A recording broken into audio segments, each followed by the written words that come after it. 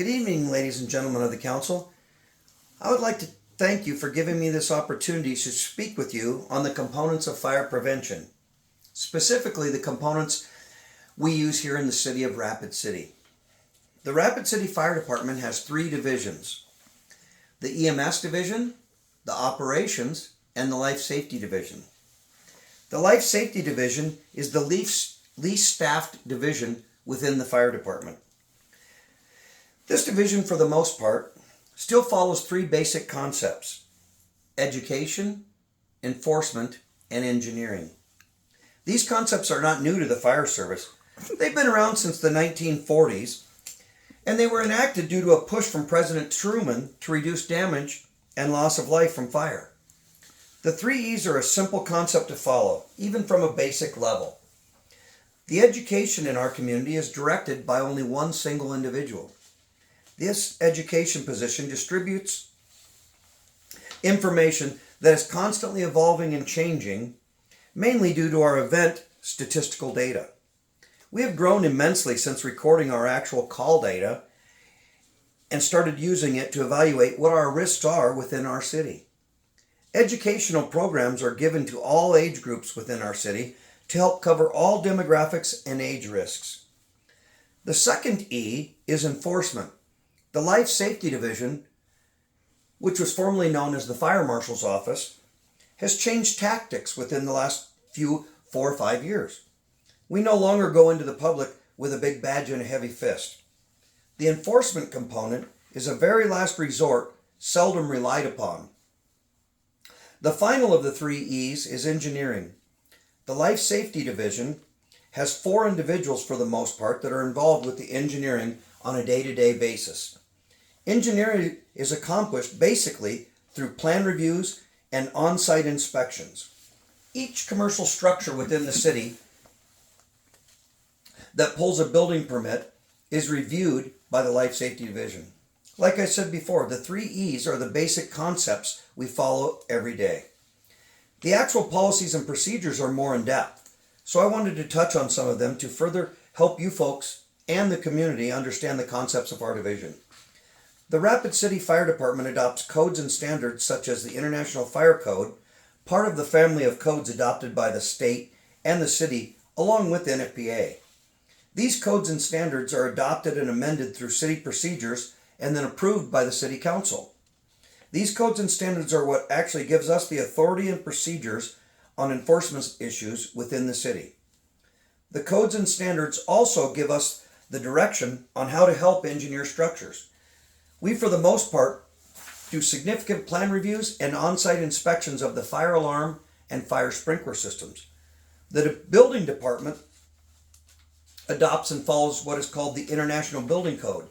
These folks enforce building material selection, exiting paths, occupancy levels, and an array of other things. A lot of folks think that a fire department controls these items. We do indeed meet with the building department once a week to work together on projects, though. We get asked the question a lot on who tests or makes the rules on materials used in projects. The city does not do any of the testing themselves. This is all accomplished through independent laboratories. The two big ones that maybe you folks have heard of are UL, which is Underwriters Laboratory, and FM, which is Factory Mutual. These agencies test things like shingles, building materials, wall assemblies, and a vast array of other items for what is called the fire and smoke spread. This information is then used to erect structures and or components of structures. The Life Safety Division in Rapid City also does some informal tests of its own when time permits or situations arise. We have tested things like tent and canopy materials with intumescent coatings applied to them. These intumescent coatings are applied to items to increase their fire resistance.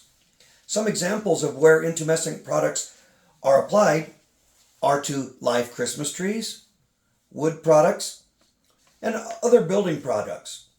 Other items that are fire-resistant caulk and foam used to seal penetrations in certain occupancies. These are normal products used on a day-to-day basis. These types of products usually have a fire rating sticker attached to them where the application of the product, and then we would verify that that product used was correct for the application by verifying within the UL or FM manuals the particular product that was used will maintain the required fire rating of the wall or ceiling assembly. To expand on this just quickly, a wall or ceiling is required to have a specific fire and or smoke rating. This commonly in our area is a 2x4 wood wall structure covered with a gypsum board, or what you folks might know it as drywall. This assembly is rated for certain occupancies depending on how many layers and the thickness of the gypsum board. So any penetrations within this assembly need to maintain that specific rating. That is why the knowledge and inspections of the earlier stated items are so important. A small opening in a wall or ceiling might ensure an active fire has a path of travel or a way to get oxygen so it can increase in size. Enough of that scientific and boring stuff for now.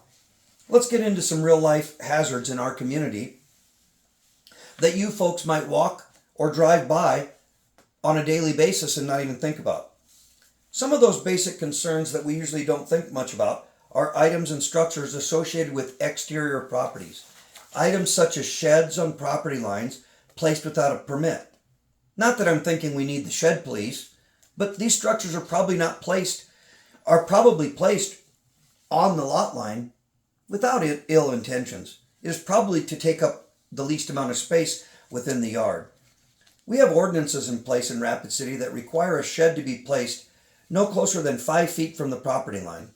This same ordinance in Rapid City requires sheds be built at 120 square feet, which is 10 feet by 12 feet, or larger, are required to get a building permit.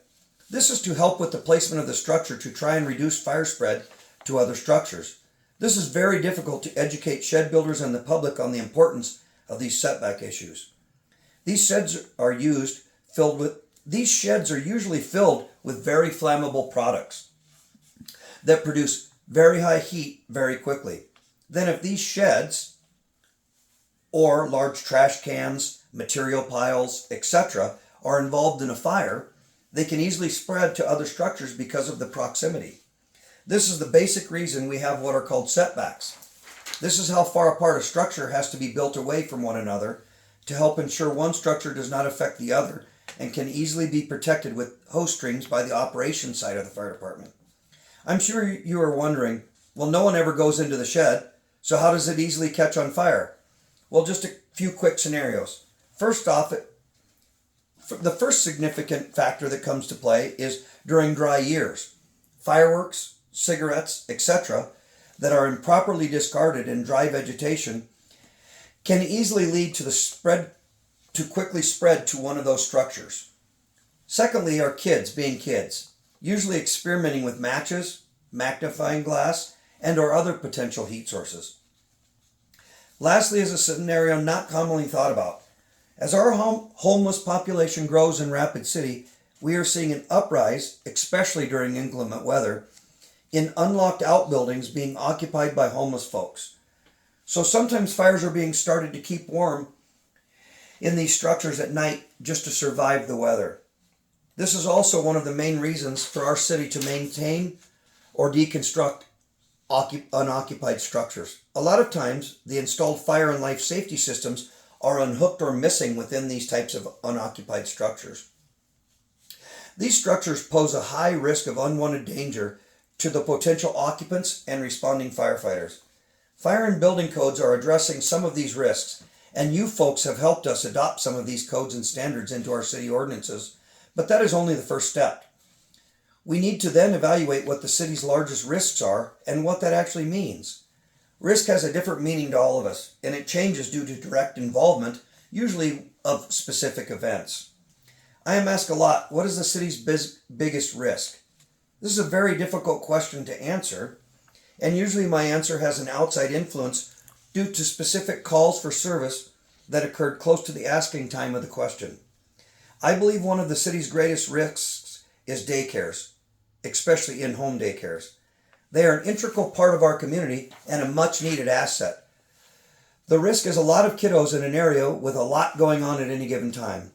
Let's just reflect for a minute at a time when your kids may have had friends over and something went wrong. Say the toilet backed up, the dogs got into a fight, or a tragedy you were told about while talking on the phone. Now escalate that event with 10 more kids on all levels of a home, and the macaroni and cheese you were cooking starts a fire and is now spreading to the items on the countertop. You are asked, do you get the 2 kids out of the high chairs or the 2 babies in the lower level of their cribs? Oh yeah, what about the one in the bathroom?